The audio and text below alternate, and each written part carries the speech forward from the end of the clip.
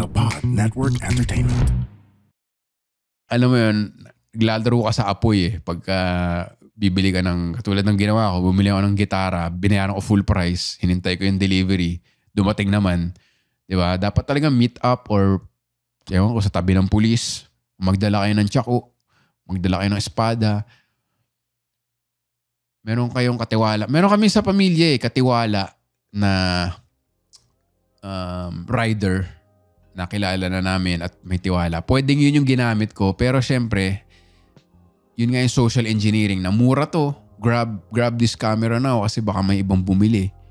So parang nag-ano ako na habang baka may bumiling iba, kailangan na ngayon, gabi na. Yung mga ganun. So lesson learned lang siya.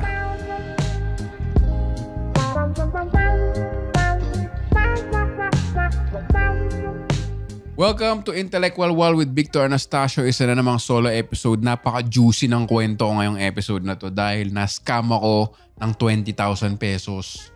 Totoo to at nakakahiyang ikwento. Pero totoo, pakinggan nyo tong kwento na to dahil nakakatakot. Dahil involved na ang isang... Unang-una, hindi to Grab, okay? Okay ang Grab. I recommend Grab. Kung magkaroon ng... sponsorship with Grab. Game ako dyan. Pero nakakatakot sa scam na to. Involved na yung legit app. So mayroong isang legit delivery app na hindi ko na lang papangalanan. Pero involved sa scam. Kasi tinanong ko sa NBI mismo NBI Cybercrime. So sinabi nila na most likely nga involved. So ano ba yung kwento dito? Kasi nga gusto kong i-promote yung show ko sa... Yan talagang magaling magbenta, pare. Kahit na-scam na, nagbebenta pa rin ang show ko sa August 16. Irwin Theater, open to the public. Yan ang aking last big theater show. After a while, magpapahinga muna ako at mag-ipon ng bagong jokes. Pero syempre, para may manood nun, kailangan ng sample clips online. So bumili ako ng lapel para pag nag-set ako sa open mic or sa shows, ma-record na maganda yung audio. Just naghanap ako ng gantong camera, yung ginagamit sa TPN. Tinanong ko kasi yung podcast manager, si Jeff, kung ano yung magandang camera. O kung maganda ba yung camera na ginagamit sa podcast. Maganda naman. So tinanong ko yung model, ayan. Mamaya nga na, naawin ko lang tong camera na to kasi nascam ako ng pambili. So naghanap ako sa Facebook, carousel, nakahanap ako ng 20,000 lang. Ang presyo nito mga nasa 37 or something. Naisip ko, pag nagbibenta naman ako ng mga gitara nun, parang bibilin ko ng 24,000. Bibenta ko 17. So malaki talaga yung discount. Or meron ako dating binili na relos na 2,000 pesos. Tapos trip ko lang, binenta ko ng 20 pesos. Alam mo yun? Kasi wala lang, trip lang. Gusto mo lang mabilis yung transaction. So, nakita ko sa Facebook Marketplace, 20,000 lang yung camera. Tapos nakita ko marami pa siyang ibang listings. Medyo nakakaya ikwento to, no? Kasi naloko nga ako Pero I guess ito rin yung point ng podcast na kahit yung mga hindi bobo, dahil hindi man ako bobo Bobo lang yung ginawa ko. Pero hindi naman yata ako bobo, di ba? Hindi naman May mga matatalino rin na nasa scam. At okay lang yun. Alam mo yun kasi pag na-scam ka dito, bobo, hindi mangyayari sa akin yan. Hanggang sa mangyayari sa'yo Kasi nakita ko yung camera, diba? Tapos minessage ko siya. Sige, kukunin ko yung camera. Saan tayo pwede mag-meet? Sabi niya, late na, na lang. Tapos, may tiwala naman ako sa ganun kasi nagkaroon na ako ng mga ibang transaction. For example, may isang gitara ulit worth 29,000, mga ganun yung gitara ko. Sabi ko, exchange kami. So, papunta sa Batangas or somewhere na malayo or Bulacan or basta nakalimutan ko na. Nag-trade lang kami. So, nauna yung gitara ko pumunta doon tapos pinabalik niya yung gitara niya. Alam mo yun? So, naging kampante ako sa relatively tens of thousands na transaction na dumarating naman. Tapos recently may binili ako. Gitara na naman. 9,000.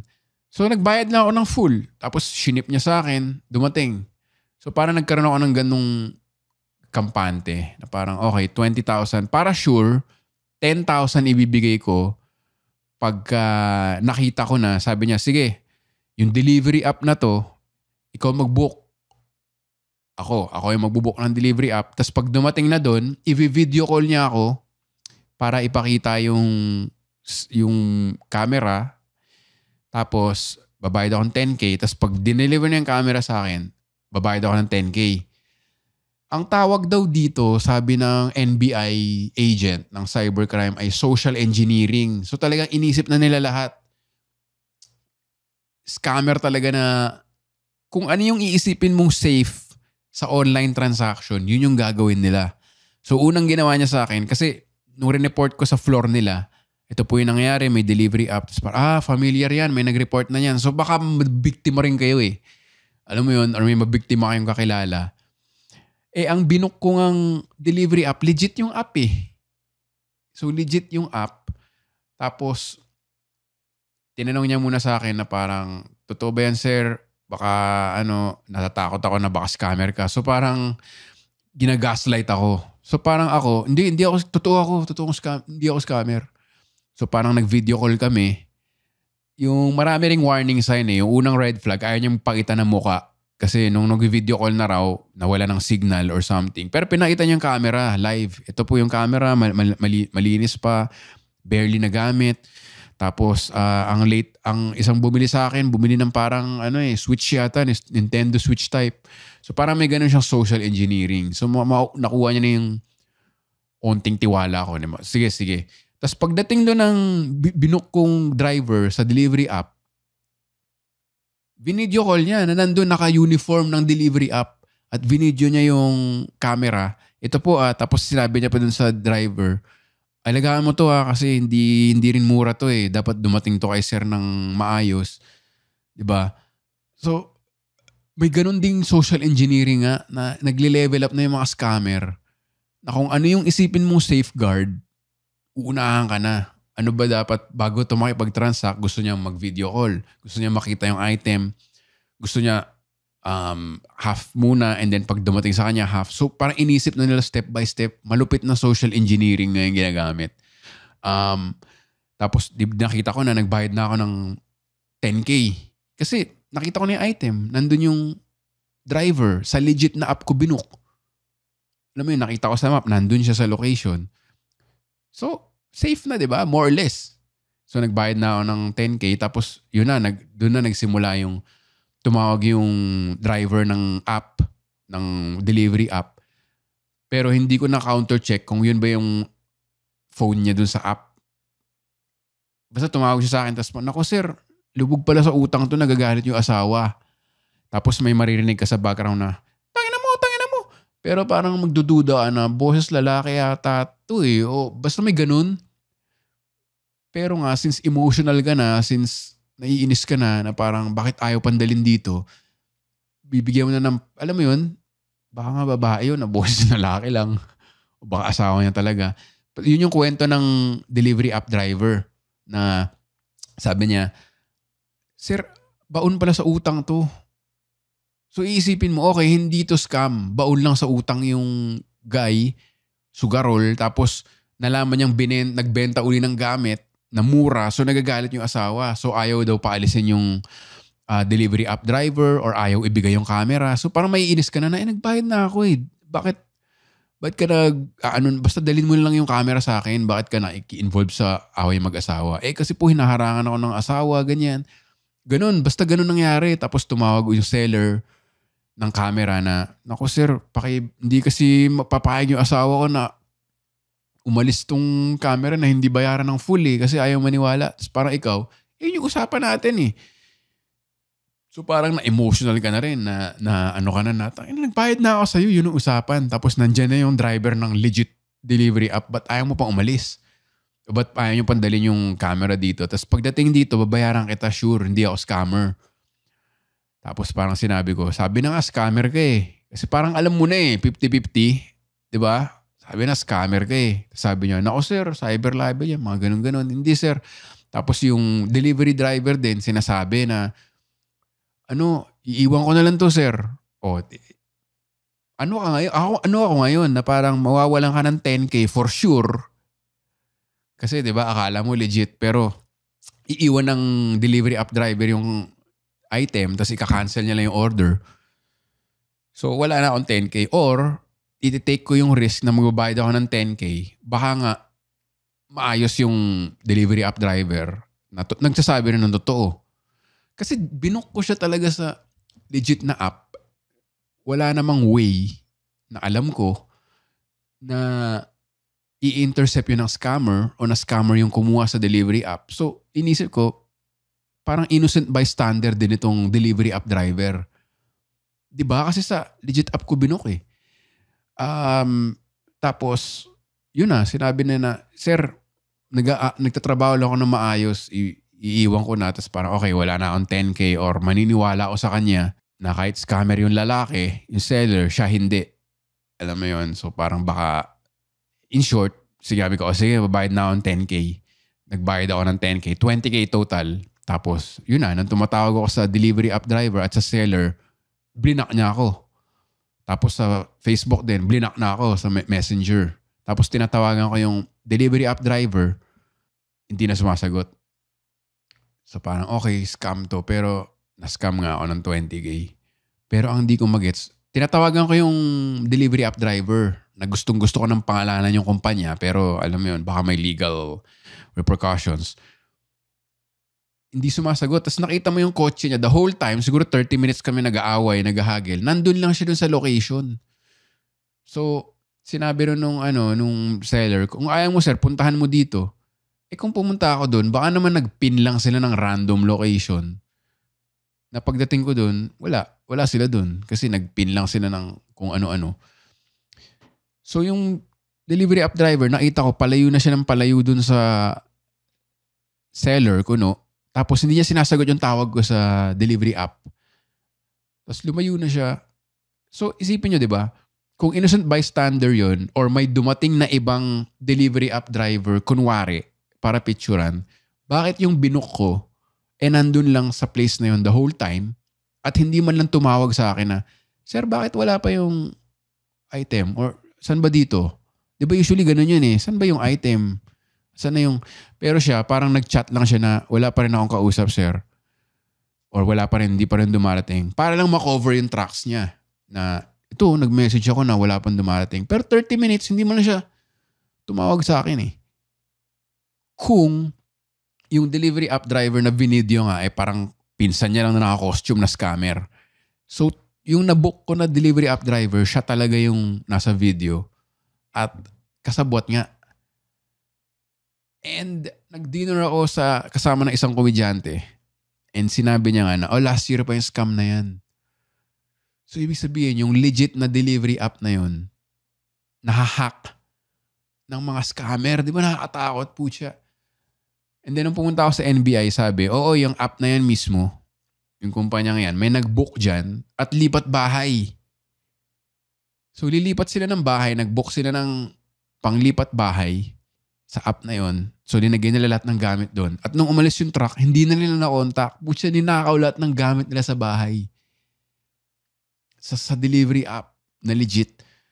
Tapos nung kinontak ko yung delivery app na yun, syempre hugas kamay sila. There was no proof na may bentahan. Yeah, hugas kamay. Nakakainis.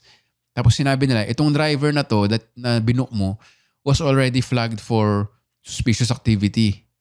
May nag-report na. So sabi ng NBI agent, so sinabi mismo ng support ng delivery app na flag na yung driver na yun for fraud or suspicious activity pero nakatanggap pa rin ng delivery mo. So yun ang iniimbestigahan ngayon sa NBI and cybersecurity. And nakausap ko nga isang comedian na laganap na sa Reddit yung ganong scheme na pag electronics yan. Kasi tinanong din nung ano ba yan? Sabi ko electronics. So pag high value item, somehow, hindi ko alam paano, mahahack na yun ng driver na naka-register sa legit delivery app. Tapos i-intercept na nila kung cellphone man yan. Diba kasi ganoon naman tayo eh. Pagka hindi ka naman manloloko or anything, may tiwala ka eh, diba? May isang comedian, sabi niya, bumili siya ng phone at pinadeliver niya through that app. So na-tsempohan lang talaga ako na scammer at magkasabwat. And yung magkasabwat part, galing yan sa NBI cybercrime agent din. Na malamang sa malamang. Ganun nga. Kasi inamin na nga ng app na flag na yung driver pero natanggap pa rin. So, alam mo yun, parang na-scam ka pero at the same time, ano bang ginawa kong, 'di ba? Parang ginawa mo naman lahat ng precaution. Ang best na lang siguro wag kang bumili sa Facebook Marketplace kasi kuripot ka. Yun naman ang flow ko talaga eh. Kasi mura yung camera. Pero hindi siya ridiculously mura na, alam mo yun, tinapangan niya na ito yung price. Kalahati siya pero medyo believable pa rin. So, ang laki ng kinita niya ngayon. Pero yun lang, nakaka-mind blown lang na sa bansa natin or sa mundo. 'Di ba? Parang ganun na mahak na ginagamit na nila yung mga legit app. So, ingat-ingat lang tayo at kung na-scam tayo, 'di ba, pag tinago natin yun, baka may ibang ma-scam pa eh. At least sa mga listeners, 'di ba? Ingat-ingat na lang. Kung magta-transact kayo, bibili kayo ng phone sa online, tas papa-delivery app nyo lang. Kahit legit yung seller pala, kahit legit yung app, pwede pa rin scammer yung driver ng app. Alam mo yun? Takti no? Wala. Titiis-tiis na lang doon sa nawala akong 20K. At siguro gagamitin ko na rin yung PT marketing, paawa. No? Sana bumili kayo ng ticket sa show ko sa August 16. Dahil na-scam ako eh. So, nung gabing yun, nanood kami ng Russell Peters ng mga comedian. Parang yan ang ginagawa ko rason. Sasabay ka sa papunta doon, magbayad ka ng gas. Na-scam ako eh. Na-scam na nga ako, papalibre ka pa. Pero yun lang ang aking kwento.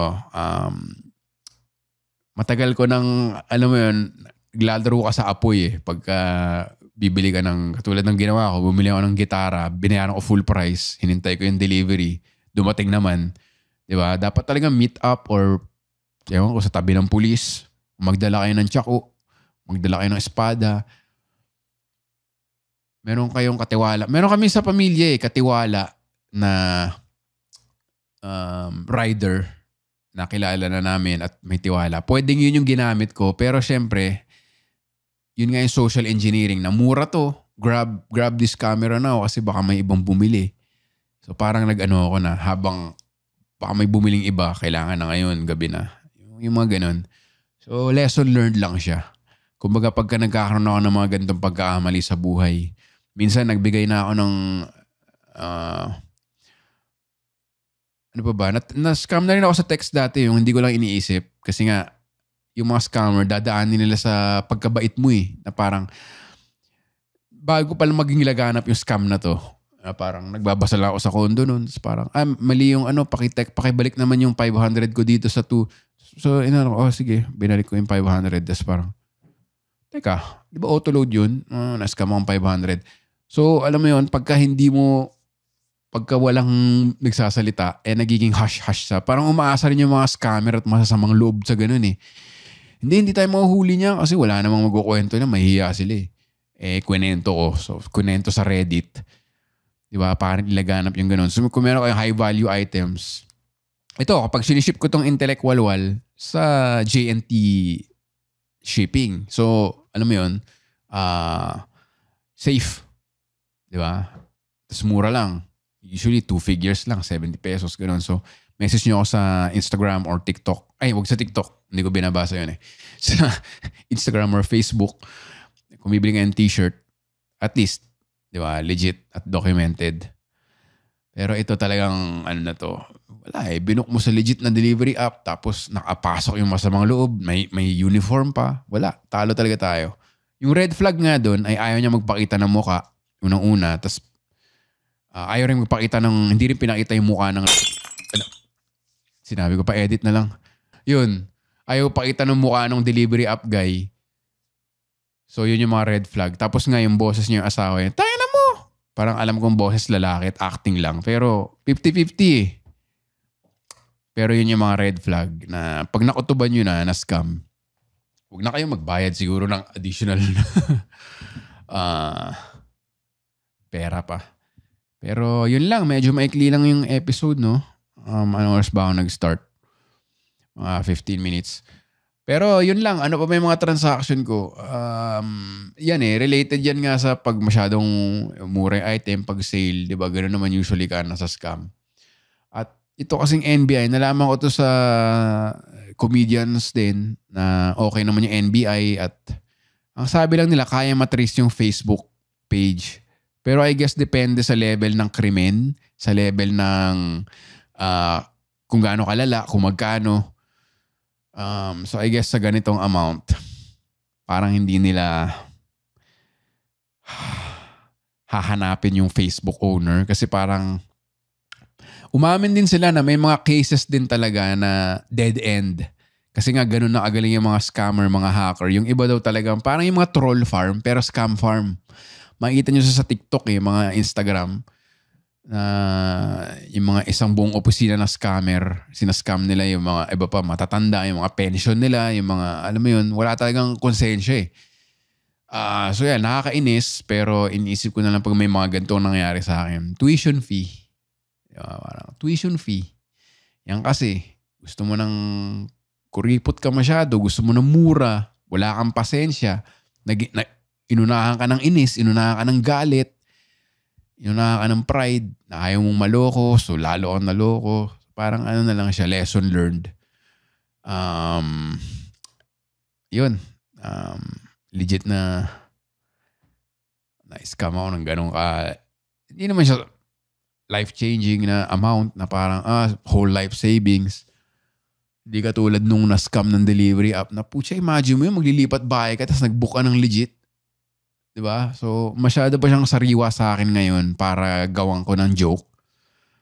Ang ginawa ko ng joke parang lame lang Parang na-scam ako sa Facebook Marketplace kasi nag-order ako ng dick pic. Pinadala niya malambot. Parang ganun lang. Pwede rin, nakakatawa. Tapos meron din ako nakikita kasi sa Facebook Marketplace na nagbebenta. Nakasulat, pass sa scammer. Gagana ba yun? Di ba may scammer ba na naghahanap ng isa scam? Tapos ito, pass siya sa scammer. Pare, wag yan. Oo, iba na lang. Wala lang.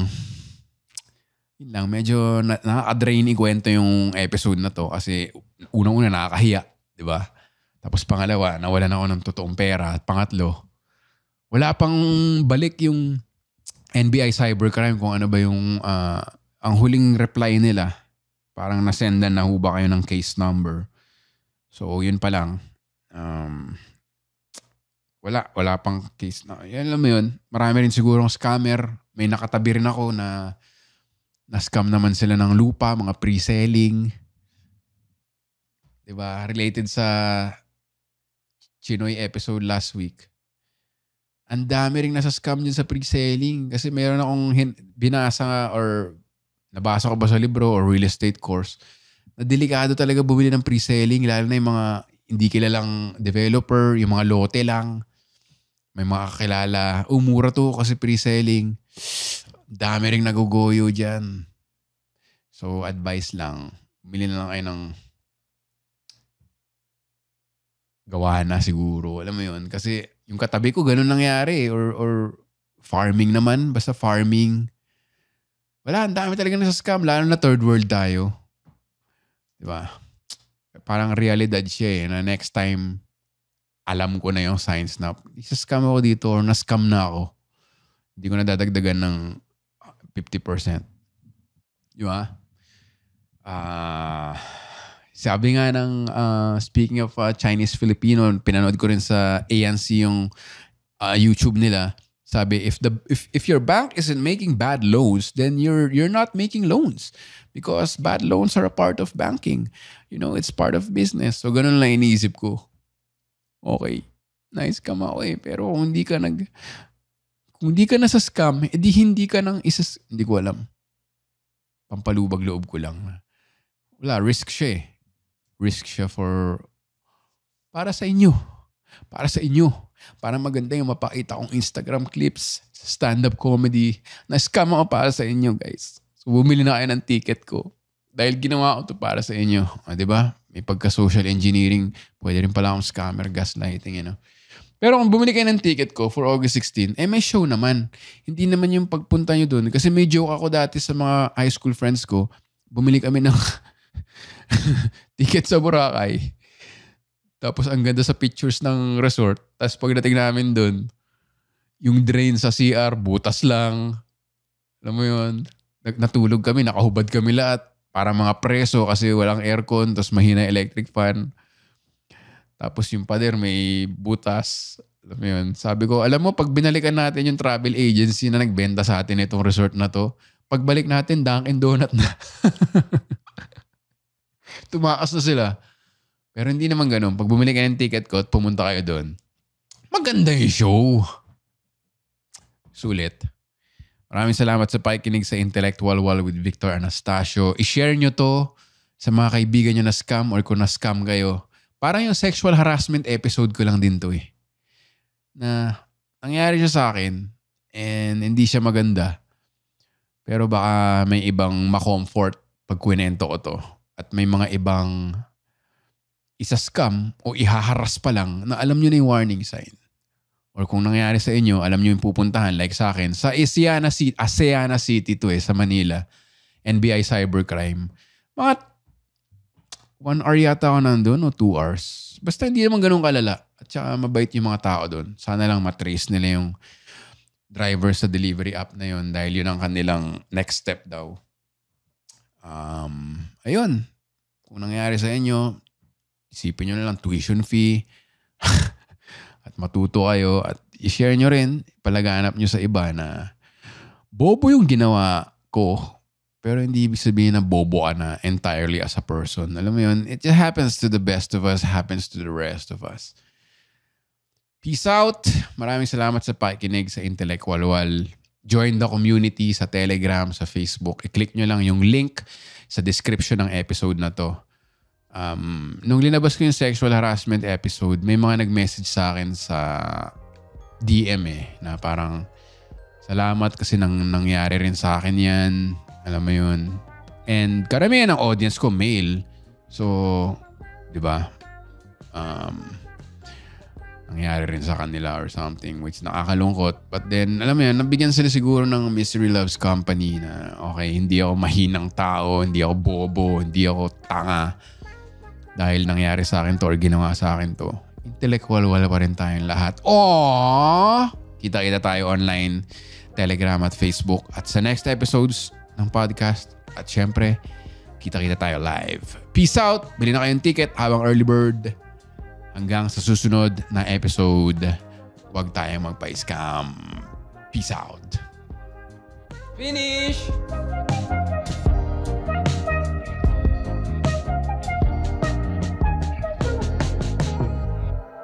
The opinions of podcast creators, hosts, and guests are not necessarily reflective of the official stance of the Pod Network Entertainment, its hosts, or other network programs. The content created by the people behind the podcast is personal and not meant to harm any religion, ethnicity, group, organization, company, or individual.